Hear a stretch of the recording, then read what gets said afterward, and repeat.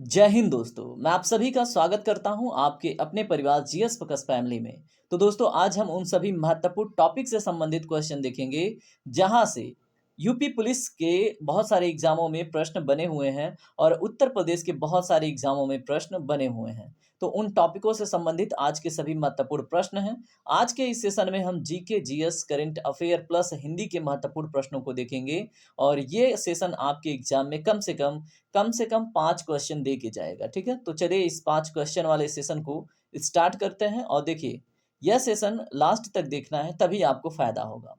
चलिए पहला प्रश्न देखते हैं। पहला प्रश्न आपके सामने है। भारतीय संविधान की प्रस्तावना पर किस क्रांति का प्रभाव नहीं झलकता है? तो दोस्तों, इसमें राइट आंसर है ऑप्शन नंबर डी, चीन की क्रांति का प्रभाव भारतीय संविधान की प्रस्तावना पर नहीं झलकता है। अब भारतीय संविधान के प्रस्तावना के बारे में कुछ महत्वपूर्ण बातें। तो दोस्तों, पंडित जवाहरलाल नेहरू का एक आया था उद्देश्य प्रस्ताव, ठीक है? वहीं से निकल के आया हमारा प्रस्तावना। प्रस्तावना का जो प्रावधान है भारतीय संविधान में, ये अमेरिका के संविधान से लिया गया है और इसके बारे में यानी कि पालखीवाला संविधान का पहचान पत्र कहते हैं। ठाकुर भार्गव दास संविधान की आत्मा कहते हैं कि मुंशी इसी को संविधान की कुंडली कहते हैं। और अगर बात करें एक महत्वपूर्ण फैक्ट की, वो क्या है? अगर हम बात करें कि जो प्रस्तावना का जो लेखनी है ये किस देश के संविधान से लिया गया है, तो दोस्तों ऑस्ट्रेलिया के। ये सभी फैक्ट आपके लिए बहुत इंपॉर्टेंट है, ये प्रश्नों के रूप में पूछे जाते हैं। चलिए दूसरा प्रश्न देखते हैं। देखिए, ये 100 क्वेश्चन का एक सीरीज है जिसको हम जल्दी-जल्दी कवर करेंगे और बहुत सारे टॉपिकों को जोड़ के देखेंगे, ठीक है? 42वें संविधान संशोधन अधिनियम 1976 द्वारा प्रस्तावना में किस शब्द को नहीं जोड़ा गया? तो दोस्तों, निम्नलिखित में से अगर बात करें, गुट-निरपेक्ष शब्द को नहीं जोड़ा गया था, आपको पता होना चाहिए और ये बहुत महत्वपूर्ण है। और यहाँ पे देखिए, धर्मनिरपेक्ष, समाजवादी और एकता और अखंडता शब्द को जोड़ा गया था। याद रखेंगे आप। चलिए बात करते हैं तीसरे प्रश्न पे। भारतीय संविधान ने किस प्रकार के लोकतंत्र को अपनाया है? तो दोस्तों, प्रश्न नंबर 3 का जो राइट आंसर है, वो क्या होगा? लोकतांत्रिक गणतंत्र का, ठीक है? ऑप्शन नंबर डी इसका करेक्ट होगा। चलिए बात करते हैं प्रश्न नंबर 4 पे। भारतीय संविधान की प्रस्तावना में वर्णित लोकतंत्र किस रूप में स्वीकार किया गया है? तो दोस्तों, यहाँ पे लोकतंत्र बात करें प्रश्न नंबर 4 का, तो राइट आंसर है आर्थिक लोकतंत्र के रूप में स्वीकार किया गया है। चलिए बात करते हैं प्रश्न नंबर 5 पे। संविधान के किस भाग में पंचायती राज व्यवस्था संबंधित प्रावधान दिए गए हैं? मोस्ट इंपॉर्टेंट है। तो दोस्तों, इसमें ऑप्शन नंबर ए करेक्ट होगा, भाग 9 में। अगर भाग 9 ए की बात हो तो दोस्तों उसमें म्युनिसिपल कॉर्पोरेशन आता है। चलिए अब हम बात करेंगे अगले प्रश्न पे। भारत के संविधान का निम्न में से कौन सा अनुच्छेद अस्पृश्यता का उन्मूलन करता है तथा किसी भी रूप में उसके आचरण को निषेध करता है? तो दोस्तों, अगर बात करें, अस्पृश्यता का अर्थ होता है छुआछूत का, ठीक है? तो छुआछूत को खत्म करने से संबंधित जो आर्टिकल है वो है आर्टिकल 17, अनुच्छेद 17। याद रखेंगे आप। चलिए प्रश्न नंबर 7 देखिए। भारतीय संविधान का कौन सा अनुच्छेद राष्ट्रपति के पद के लिए पुनः निर्वाचन की योग्यता निर्धारित करता है? तो दोस्तों, प्रश्न नंबर 7 का राइट आंसर है ऑप्शन नंबर डी, अनुच्छेद 57। याद रखेंगे। अनुच्छेद 52 में क्या है? दोस्तों, भारत में एक राष्ट्रपति होगा, इस बात का चर्चा अनुच्छेद 52 में है। अनुच्छेद 54 में क्या है कि जो इलेक्टोरल कॉलेज बनता है कि राष्ट्रपति को जो मत करेंगे वो कौन कौन होंगे, ये अनुच्छेद 54 में है। अनुच्छेद 55 में राष्ट्रपति के चुनाव से संबंधित प्रावधान है और अनुच्छेद 53 में लिखा गया है जो कार्यपालिका के प्रमुख होंगे, जो भी कार्यकारी शक्तियां हैं वो राष्ट्रपति में निहित होंगी, ठीक है? चलिए बात करते हैं प्रश्न नंबर 8 पे, ध्यान से देखिए इसको। भारतीय संविधान के किस अनुच्छेद के अंतर्गत भाषण एवं अभिव्यक्ति की स्वतंत्रता की गारंटी दी गई है? तो दोस्तों, यहाँ पे देखिए ऑप्शन नंबर ए करेक्ट है, अनुच्छेद 19 में।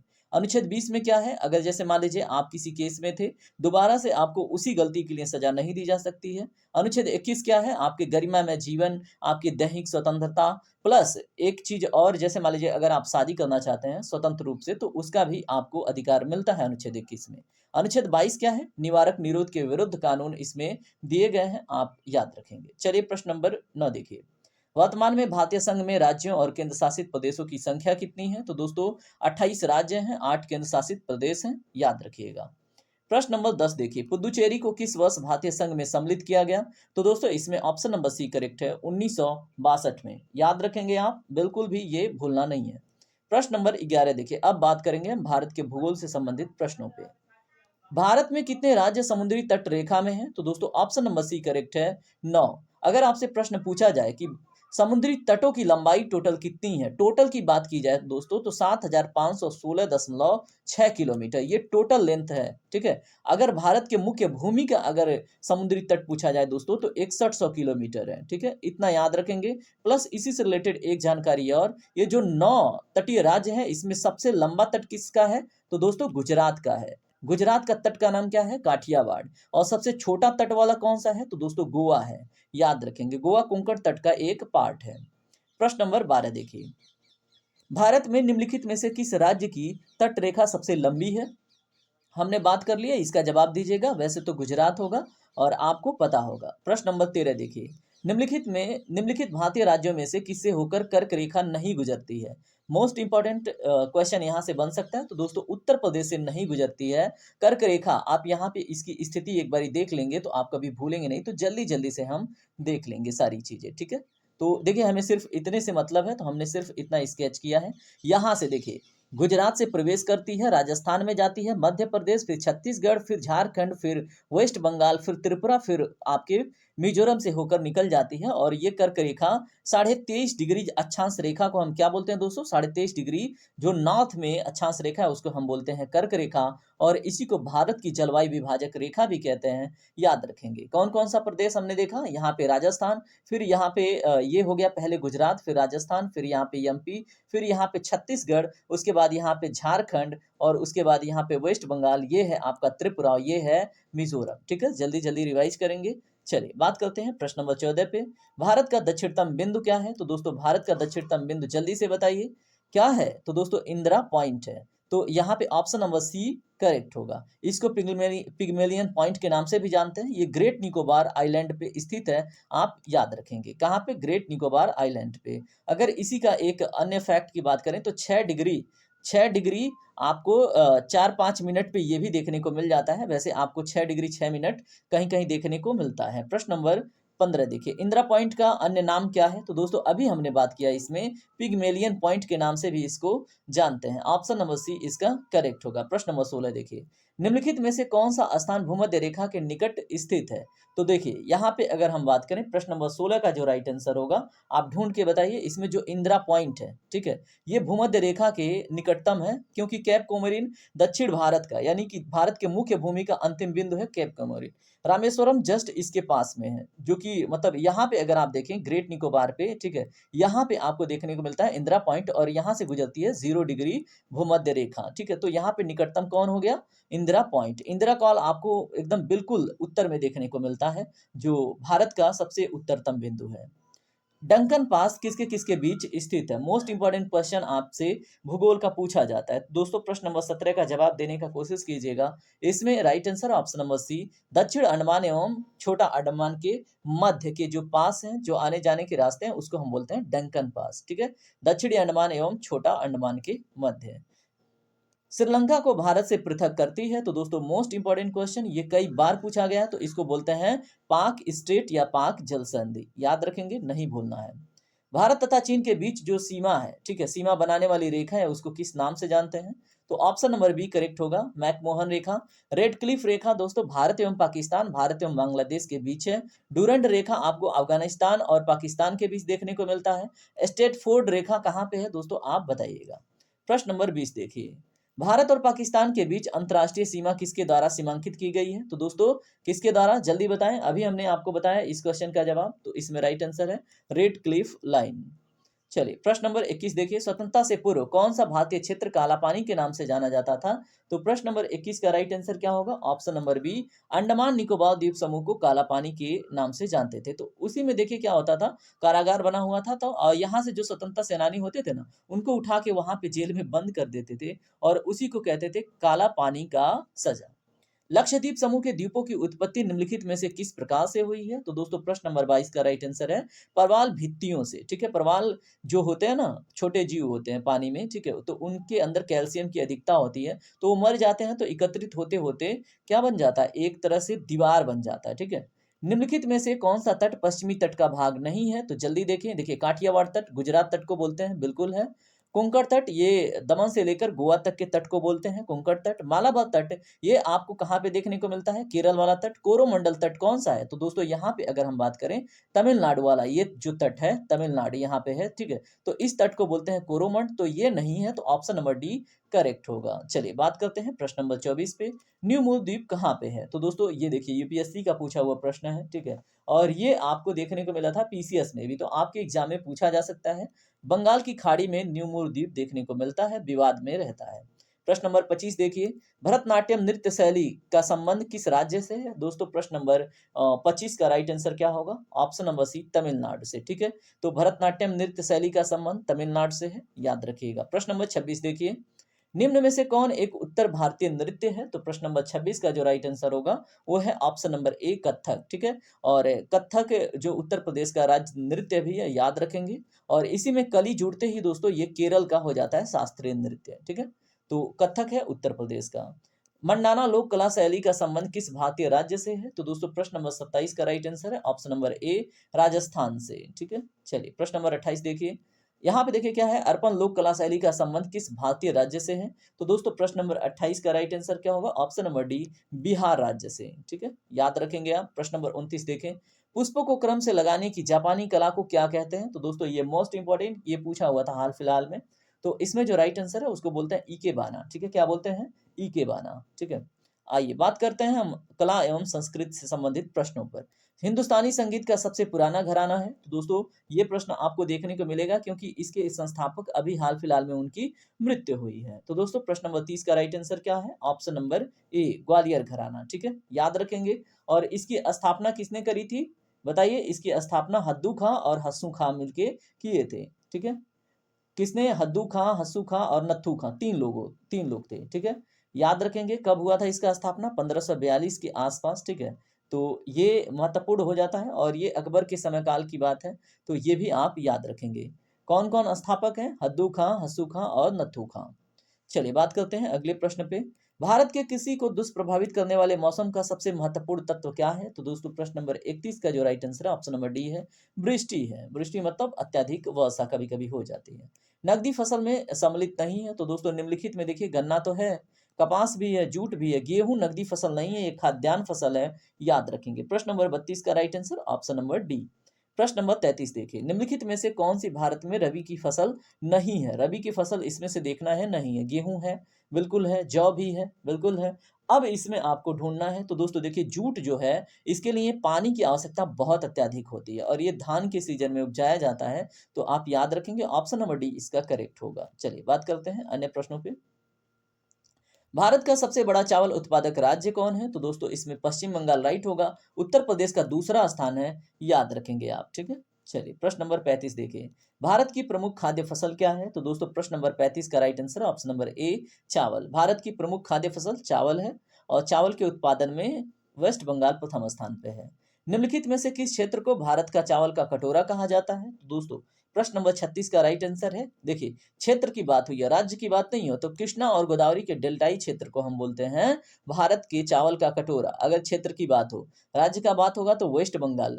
अगर मध्य भारत का धान का कटोरा होगा तो दोस्तों छत्तीसगढ़ आंसर हो जाएगा, ठीक है। तो सभी में वेरिएशन है, आप सभी को ध्यान से समझ लेंगे। भारत में गेहूं के प्रथम 3 बड़े उत्पादक राज्य कौन कौन से हैं? दोस्तों उत्तर प्रदेश अपना प्रथम पे है, इतना तो आपको याद है, मैंने याद करवा रखा है। प्रश्न नंबर 37 का राइट आंसर है option number A Uttar Pradesh, Punjab व हरियाणा, ये क्रम से है, ठीक है। हरियाणा इन तीनों में तीसरे स्थान पे है। भारत का सर्वाधिक खाद्यान्न उत्पादन करने वाला राज्य कौन है? तो दोस्तों प्रश्न नंबर 38 का राइट आंसर क्या है? ये अपना उत्तर प्रदेश ही है और कोई नहीं है, ठीक है। चलिए बात करते हैं प्रश्न नंबर 39 के ऊपर। भारत में अधिकतम कृषि योग्य क्षेत्र घेरने वाली फसल कौन सी है? तो दोस्तों प्रश्न नंबर 39 का right answer option number B धान है, ठीक है। सबसे अधिक खाद्यान्न वाली फसल है तो जाहिर सी बात वही होगी। उस खाद्य फसल का नाम बताइए जो भारत में सबसे अधिक उपज देती है? तो दोस्तों प्रश्न नंबर 40 का right answer option number D चावल ही है जो सबसे अधिक उपज देती है। आइए बात करते हैं, भारत में हरित क्रांति किस मामले में सर्वाधिक सफल रही है? तो दोस्तों प्रश्न नंबर 41 का राइट आंसर है गेहूं और चावल के, ठीक है, गेहूं और चावल के उत्पादन के मामले में। हरित क्रांति के फलस्वरूप देश में कुल खाद्यान्न निम्नलिखित में से किसका अंश कम हो गया? तो दोस्तों हरित क्रांति के फलस्वरूप किसका अंश कम हो गया? तो इसमें राइट आंसर क्या होगा? जल्दी बताएं। इसका राइट आंसर है दलहन और मोटे अनाजों का जो मतलब मात्रा है, जो अंश है, वो कम हो गया ग्रीन रिवॉल्यूशन के बाद। ग्रीन रिवॉल्यूशन के जनक कौन है? कमेंट सेक्शन में आप जरूर बताइएगा। किस राज्य को भारत का धान्य भंडार के रूप में जाना जाता है? तो दोस्तों प्रश्न नंबर 43 का जो करेक्ट आंसर है ऑप्शन नंबर बी है, पंजाब है। ठीक है, चलिए बात करेंगे अन्य प्रश्नों पे। प्रश्न नंबर 44 देखिए, किस राज्य को भारत का धान्य भंडार के रूप में जाना जाता है? तो ये इसके ऊपर तो हमने बात कर लिया है, यानी कि पंजाब। आइए बात करते हैं अपने प्रश्न नंबर 45 के ऊपर। हरित क्रांति का अर्थ क्या है? दोस्तों प्रश्न नंबर 45 का जो राइट आंसर है वो है ऑप्शन नंबर डी, कृषि की आधुनिक विधियों का उपयोग करके प्रति एकड़ फसल की उपज बढ़ाना, इसी को बोलते हैं हरित क्रांति का अर्थ। भारत में हरित क्रांति का जनक किसे माना जाता है? तो मैंने आपसे प्रश्न पूछा था, option number D correct, B correct है, डॉक्टर एम एस स्वामीनाथन। अगर पूछा जाए विश्व में हरित क्रांति के जनक कौन है, तो दोस्तों उनका नाम है नॉर्मन बोरलॉग। क्या नाम है दोस्तों? Norman Borlaug. ठीक है, तो आप ये नाम याद रखेंगे और एम एस स्वामीनाथन भी याद रखना है। चलिए बात करते हैं प्रश्न नंबर 47 पे। भारत का सबसे बड़ा मूंगफली उत्पादक राज्य कौन सा है? तो दोस्तों गुजरात है। ऑप्शन नंबर सी इसमें करेक्ट होगा। देखिए सभी के सभी प्रश्न बहुत महत्वपूर्ण हैं, ध्यान से सुनेंगे आप। भारत का सबसे बड़ा सोयाबीन उत्पादक राज्य है? तो दोस्तों प्रश्न नंबर 48 का राइट आंसर क्या है? Option number B, Madhya Pradesh. तिलहन दलहन के मामले में भी प्रथम स्थान पे है और सरसों के उत्पादन में राजस्थान प्रथम स्थान पे है, तो याद रखेंगे। ठीक है, मक्का के उत्पादन में मध्य प्रदेश प्रथम पे है वर्तमान में, याद रखिएगा। काजू का सबसे बड़ा उत्पादक राज्य कौन है? तो दोस्तों महाराष्ट्र, आप याद रखेंगे। ऑप्शन नंबर बी इसका करेक्ट होगा, 49 का। चलिए बात करते हैं प्रश्न नंबर 50 पे। भारत में सबसे अधिक दाल उत्पादक या उत्पादन का कौन सा राज्य करता है? तो यहाँ पे देखिए प्रश्न क्लियर है, मैं ही थोड़ा सा जल्दी करने के चक्कर में मिस्टेक कर दिया। ठीक है, तो भारत में सबसे अधिक दाल का उत्पादन कौन सा राज्य करता है? तो दोस्तों यहाँ पे देखिए 2 बार लिखा गया है, इसलिए कंफ्यूजन है। ऑप्शन नंबर सी करेक्ट है, मध्य प्रदेश। तो अभी हमने इसके ऊपर जिक्र कर लिया था। आइए प्रश्न नंबर 51 देखते हैं। पहली बार राष्ट्रमंडल खेलों का आयोजन कब किया गया था? तो दोस्तों अब खेल जगत से संबंधित प्रश्न देखेंगे। प्रश्न नंबर 51 का right answer option number A, 1930 में। ठीक है, याद रखेंगे कब? 1930 में। प्रश्न नंबर 51 हमने देख लिया। चलिए बात करेंगे अगले प्रश्न पे। ओलंपिक खेलों के प्रतीक कितने छल्ले होते हैं? तो दोस्तों ओलंपिक खेलों में जो प्रतीक के 5 छल्ले होते हैं, आप याद रखेंगे। ठीक है, अब इसमें मैं थोड़ा सा आपको कुछ बताऊंगा ये 5 छल्लों के बारे में। ठीक है, जो आप एग्जाम तक याद रखेंगे, क्योंकि ओलंपिक अभी पेरिस ओलंपिक 2024 संपन्न हुई है। ठीक है, तो देखिए एक है ग्रीन कलर का, ग्रीन कलर को रिप्रेजेंट करता है ऑस्ट्रेलिया। फिर है आपका ब्लैक कलर, ब्लैक कलर को रिप्रेजेंट करता है अफ्रीका। उसके बाद आता है आपका रेड कलर, रेड कलर किसको रिप्रेजेंट करता है आप कमेंट सेक्शन में बताएंगे। और मैं जहां तक मुझे पता है वो है अमेरिका। किसको रिप्रेजेंट करता है रेड कलर? अमेरिका को। उसके बाद आपका आता है blue colour, blue colour represent करता है यूरोप को। अब आप बताइएगा एशिया को रिप्रेजेंट करने वाला कलर कौन सा है? मैं चाहूंगा कि इसका जवाब आप दें। चलिए प्रश्न नंबर 53 देखिए।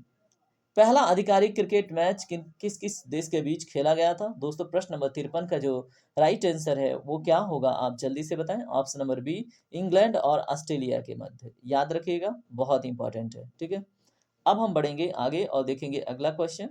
चलिए बात करते हैं अगले प्रश्न पे। किस देश ने सबसे अधिक बार फुटबॉल विश्व कप जीता है? तो दोस्तों प्रश्न नंबर 54 का जो राइट आंसर है ऑप्शन नंबर बी है, ब्राजील ने। ठीक है, तो याद रखेंगे कितनी बार? 5 बार। ठीक है, और फर्स्ट कब जीता था? 1958 में। कब जीता था फर्स्ट? 1958 में। चलिए बात करेंगे अन्य महत्वपूर्ण प्रश्नों पे। प्रश्न नंबर 55 देखिए।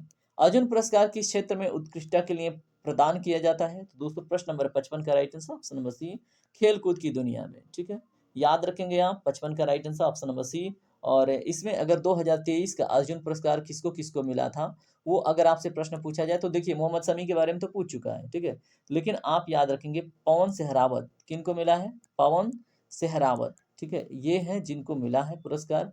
उसके बाद पवन सहरावत के बाद कौन है? तो दोस्तों रितु है। ठीक है, रितु नेगी। क्या नाम है? रितु नेगी। ठीक है, तो ऋतु नेगी हैं। उसके बाद आपको देखने को मिल जाएंगी कौन? मूसी श्री। ठीक है, तो ये मतलब कुछ इंपॉर्टेंट नाम है। उसके बाद देखिए प्रश्न नंबर 56। डीसीएम ट्रॉफी का संबंध किस खेल से है? तो दोस्तों डीसीएम ट्रॉफी का संबंध देखिए, ए है हॉकी, बी है आपका क्रिकेट, सी है फुटबॉल और डी है गोल्फ। तो इसमें जो राइट आंसर हो जाता है आपका वो हो जाता है ऑप्शन नंबर सी, यानी कि फुटबॉल से संबंधित है, डीसीएम ट्रॉफी। चलिए प्रश्न नंबर 57 देखिए, माइकल फेल्प्स किस खेल से संबंधित है? तो दोस्तों प्रश्न नंबर 57 का right answer option number D, तैराकी से। ठीक है, इन्होंने अभी तक सर्वाधिक मतलब ओलंपिक पदक जीत रखा है और इनके पास 23, अकेले खुद इनके पास 23 गोल्ड मेडल हैं। दोस्तों अब सोचो, अभी भारत के पास उतना नहीं है। ठीक है, तो याद रखेंगे। और चलिए अब हम बात करेंगे अन्य प्रश्नों पे। अर्जुन पुरस्कार कब प्रारंभ हुआ? दोस्तों ऐसा प्रश्न आपसे बन सकता है, तो ये 1961 से प्रारंभ हुआ है, 1961। ठीक है, याद रखेंगे। और चलिए ठीक है, इसमें प्रथम विजेता पूछ ले तो 1962 में प्रथम विजेता को ये पुरस्कार मिला था, उनका नाम था मीना शाह। क्या नाम था? मीना शाह। अगर ऐसा स्टैटिक जीके पूछे तो आपके लिए इंपॉर्टेंट हो जाएगा। वो इनका संबंध किससे है? तीरंदाजी से है। ठीक है, प्रश्न नंबर 59 देखिए, 3 सेकंड किस खेल से संबंधित है? तो दोस्तों प्रश्न नंबर 59 का right answer option number B, basketball से संबंधित है, याद रखिएगा। चलिए प्रश्न नंबर 60 देखिए, खो खो कितनी क्रॉस लेंस होती हैं? खो खो में कितनी क्रॉस लेंस होती हैं? तो दोस्तों इसमें अगर राइट आंसर की बात करें तो ऑप्शन नंबर कौन सा करेक्ट होगा? बी, 8 क्रॉस लेंस होती हैं। ठीक है, तो आप याद रखेंगे। चलिए बात करते हैं अन्य मुख्य प्रश्नों पे। हॉकी का जादूगर किसे कहते हैं? तो दोस्तों मेजर ध्यानचंद को। ऑप्शन नंबर सी इसमें करेक्ट होगा, याद रखिएगा, बहुत महत्वपूर्ण है, आपसे प्रश्न पूछा जा सकता है। चलिए बात करेंगे अन्य प्रश्नों पे। प्रश्न नंबर 62 देखिए, प्लासी की लड़ाई 1757 में अंग्रेजी सेना का नेतृत्व किसने किया?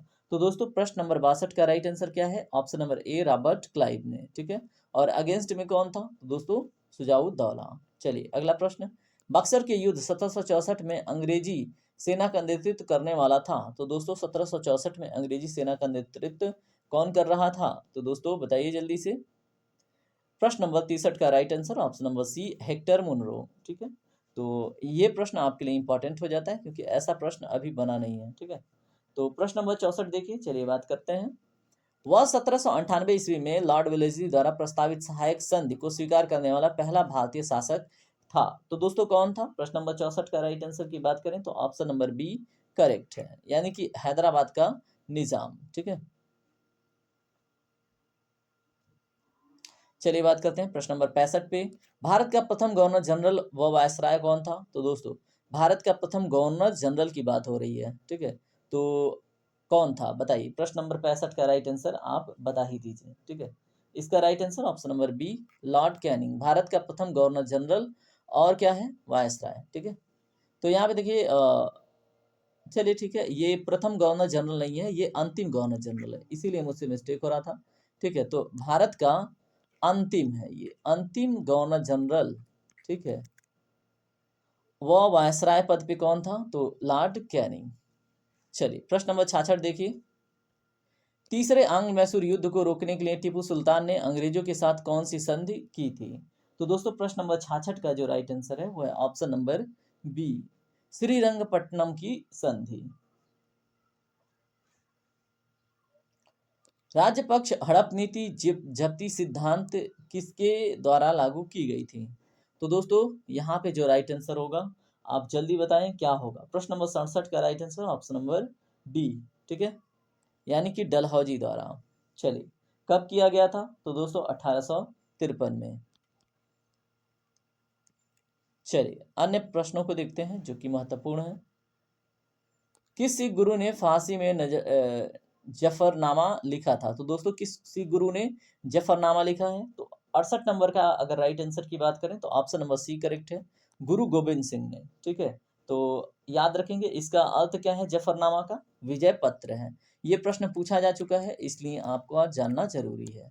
जफरनामा का अर्थ क्या है? विजय पत्र।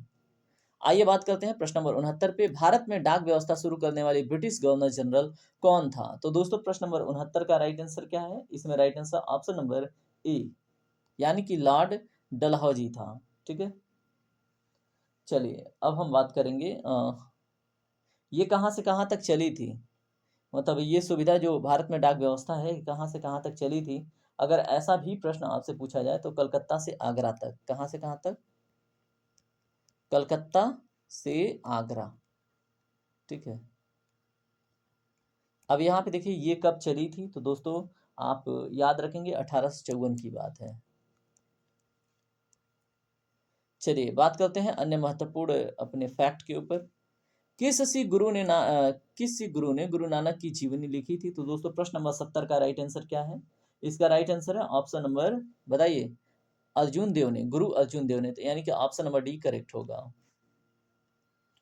निम्न में से कंठ ध्वनियां कौन सी है? तो दोस्तों एक बार उच्चारण करके देखें, क ख, ये तो है कंठ है, ठीक है, क्योंकि कंठ पे जोर पड़ रहा है, इसलिए 71 का जो राइट आंसर है वो क्या होगा? ऑप्शन नंबर ए ही होगा, ठीक है। प्रश्न नंबर 72 देखिए, स्थान के आधार पर बताएंगे कि मूर्धन्य व्यंजन कौन है? तो दोस्तों जो अंदर का मसूड़ा होता है ना दांत का, उसी को हम मूर्धन्य बोल देते हैं मोटा मोटी, ठीक है। तो स्थान के आधार पर अगर मूर्धन्य की बात करें तो देखिए क ग घ, उसके बाद क्या है? ज झ ड ढ प फ। तो दोस्तों इसमें आपको कहीं जीभ जाके आपके मूर्धन्य पे टच हुआ किसी के उच्चारण में? तो प्रश्न नंबर 72 का जो राइट आंसर है वो क्या है? जल्दी बताएं। प्रश्न नंबर 72 का आप जब तक जवाब दे रहे हैं तब तक मैं वेट कर लेता हूं। तो इसका जो राइट आंसर है वो क्या होगा? देखिए त थ द ध, है ना, ये दांत वाले हो गए, ट ठ ड ढ, तो इसमें ड और ढ इसमें राइट होंगे, ऑप्शन नंबर सी इसका करेक्ट होगा। निम्न में से नासिक के व्यंजन कौन सा है? तो दोस्तों जहां पे जिस व्यंजन के उच्चारण में गले पे जोर पड़े और नाक से सांस आए, ठीक है, तो नाक मुख और दोनों का रोल हो तो उसको बोलते हैं नासिक व्यंजन, ऑप्शन नंबर बी इसमें करेक्ट है। यहाँ पे देखिए प्रश्न नंबर 4 क्या है? शुद्ध वर्तनी का आपको चयन करना है, तो जल्दी से कीजिए। प्रश्न नंबर 74 का राइट आंसर क्या होगा? ऑप्शन व्यावहारिक होगा, ठीक है, ऑप्शन नंबर बी करेक्ट होगा। डी तो एकदम बिल्कुल सरासर गलत है, ठीक है। आइए प्रश्न नंबर 76 देखते हैं। प्रत्युपकार का सही संधि विच्छेद है, तो दोस्तों इसमें क्या होगा? प्रतिधन उपकार, यानी कि ऑप्शन नंबर क्या होगा? सी इसमें करेक्ट होगा, ठीक है, तो याद रखिएगा। चलिए बात करते हैं प्रश्न नंबर एक मिनट, प्रश्न नंबर 78 पे आइए। यद्यप में प्रयुक्त संधि का नाम क्या है? तो दोस्तों प्रश्न नंबर अगर 78 की बात करें तो ऑप्शन नंबर सी करेक्ट है, यण, ठीक है। तो इसमें यदि धन अपि है, ठीक है, तो जहां पे ई और अ के मिलने से य शब्द बन, य वर्ड बन जाए तो उसको हम बोलते हैं कौन सी संधि? यण संधि, ठीक है। तो यहाँ पे देखिए यद्यपि हो गया, ठीक है। अनुचर का पर्यायवाची शब्द नहीं है, तो दोस्तों प्रश्न नंबर 79 का right answer option number D, निर्झर नहीं है, बाकी भृत्य, चाकर और सेवक है। इंद्र का पर्यायवाची शब्द है, तो दोस्तों बताइए इंद्र का पर्यायवाची शब्द क्या होगा? क्या है? बाजगीर, बाजीगर, राजराज, उसके बाद मधवा, विनायक, क्या है? प्रश्न नंबर 80 का जो राइट आंसर है वो है ऑप्शन नंबर सी, ठीक है, मधवा, ठीक है। चलिए बात करते हैं अन्य प्रश्नों पे।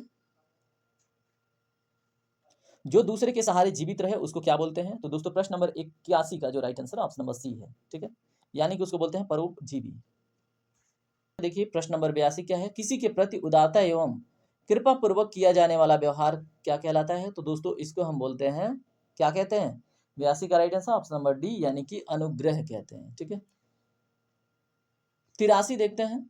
दो पर्वतों के बीच की भूमि क्या कहलाती है? तो दोस्तों यहाँ पे दो पर्वतों के बीच की भूमि की बात हो रही है, नदियों की नहीं, तो यहाँ पे उसको बोलते हैं उपत्यका, क्या बोलते हैं? उपत्यका। वाक्य के अशुद्ध भाग का चयन करना है। मैं आज सुबह आपके घर था किंतु आप घर पर नहीं मिले, ठीक है। तो प्रश्न नंबर 84 का राइट आंसर क्या होगा? देखिए इसमें right answer option number C, किंतु तुम घर पर, ठीक है। तो यहाँ पे क्या, आज सुबह आपके घर गया था, तो किंतु तुम घर, ठीक है, तो ये इसका करेक्ट होगा, याद रखेंगे। प्रश्न नंबर 25 देखिए। धतुरे सो कहत घनो गढ़ो न जात, दोस्तों कनक कनक ते 100 गुनी है, तो प्रश्न नंबर 85 का राइट आंसर क्या होगा? ऑप्शन नंबर बी, ठीक है।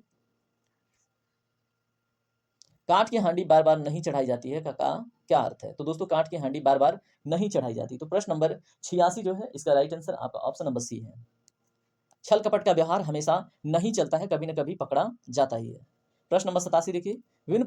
विन पद चलई सुन बिन काना कर बिन करम करई विधि नाना, इस चौपाई का अलंकार है। तो दोस्तों यहाँ पे देखिए बिन पद चलई क्या है? बिन पद चलई सनई बिन काना कर बिन करम करई विधि नाना, ठीक है। तो इसमें आप ध्यान से देखें तो एक अलंकार नजर आ रहा है, ठीक है, तो जल्दी बताइए। इसमें right answer option number B, विभावना, ठीक है। और इसमें क्या होता है? इस अलंकार में बिना कारण के ही कार्य होता है, ठीक है, याद रखेंगे। यहाँ पे देखिए इसके बारे में है, जहां कारण न होते हुए भी कार्य का होना पाया जाए वहां विभावना अलंकार होता है। चलिए बात करते हैं प्रश्न नंबर 88 के ऊपर। सांच बराबर तप नहीं झूठ बराबर पास, इस पंक्ति की रचयिता कौन है? तो दोस्तों बताइए। साँच बराबर तप नहीं, झूठ बराबर पात। प्रश्न नंबर 88 का जो राइट आंसर है, वो है option number A, Kabir ji, ठीक है? तो इन्होंने लिखा था, आप याद रखें। इसका अर्थ क्या है? सच से बड़ा तप नहीं है और झूठ से बड़ा कोई पाप नहीं है। यही इसका मतलब मीनिंग है। हिंदी का आदि कवि किसे माना जाता है? तो दोस्तों प्रश्न नंबर 89 का राइट आंसर है, क्या है? ऑप्शन नंबर सी, ठीक है? क्या है? स्वयंभू, ठीक है? चलिए बात करेंगे प्रश्न नंबर 90 के ऊपर। हिंदी का आदि कवि किसे माना जाता है? तो दोस्तों प्रश्न नंबर अगर हम 89 का बात करें यहाँ पे रिपीट हो गया क्या? यहाँ पे स्वयंभू, अच्छा ठीक है, रिपीट नहीं हुआ है। चलिए, ये पेन इधर-उधर चल जा रहा है। निम्नलिखित में से कौन-सा एक व्यंग्य लेखक है? तो दोस्तों प्रश्न नंबर 90 का राइट आंसर है option number D, Harishankar Parsai ji एक व्यंग्य लेखक हैं। प्रश्न नंबर 51 देखिए, भारतीय संविधान की 7वीं अनुसूची के तहत किस सूची में मदद मादक अल्कोहल के उत्पादन, निर्माण, अधिकार, परिवहन और बिक्री का प्रावधान शामिल है? तो दोस्तों कहाँ पे इन सब चीज़ों का प्रयोग नहीं कर सकते? तो ये है करंट अफेयर का टॉपिक, ठीक है? तो प्रश्न नंबर 91 का जो राइट आंसर है ऑप्शन नंबर बी राइट है, ठीक है? राज्य सूची का विषय है, ठीक है? आइए बात करते हैं प्रश्न नंबर 92 के ऊपर। हाल ही में चर्चा में रहा नागार्जुन सागर से सैलम वन्य जीव अभयारण्य जिला वर्ष 1978 में अधिसूचित किया गया था, किस राज्य में अवस्थित है? तो दोस्तों प्रश्न नंबर 92 का जो राइट आंसर है, वो है आपका ऑप्शन नंबर ए, ठीक है? चलिए बात करते हैं अन्य प्रश्नों पे। हाल ही में भारत की समुद्री सुरक्षा एजेंसी को शामिल करते हुए 2 दिवसीय समुद्री सुरक्षा अभ्यास सागर कवच कहाँ आयोजित किया गया? ठीक है? तो दोस्तों अगर हम बात करें प्रश्न नंबर 93 का, तो इसका जो राइट आंसर होगा, जल्दी बताइए। प्रश्न नंबर 93 का राइट आंसर है ऑप्शन नंबर बी, ठीक है? यानी कि लक्षद्वीप द्वीप समूह में, ठीक है? तो भारत की समस्त समुद्री सुरक्षा एजेंसियों को शामिल करते हुए 2 दिवसीय समुद्री सुरक्षा अभ्यास सागर कवच को संचालित किया गया। प्रश्न नंबर 94 देखिए, हाल ही में, ठीक है? हाल ही में दोस्तों यहाँ पे क्या प्रश्न पूछा जा रहा है? यहाँ पे प्रश्न है प्रश्न नंबर 94 में कि हाल ही में कौन से सरकार ने मिराज शहर के सितार और तारापुरा को जीआई टैग से सम्मानित किया है? तो दोस्तों इसमें राइट आंसर क्या होगा? बताइए। प्रश्न नंबर 94 का राइट आंसर है आपका ऑप्शन नंबर सी, ठीक है? महाराष्ट्र।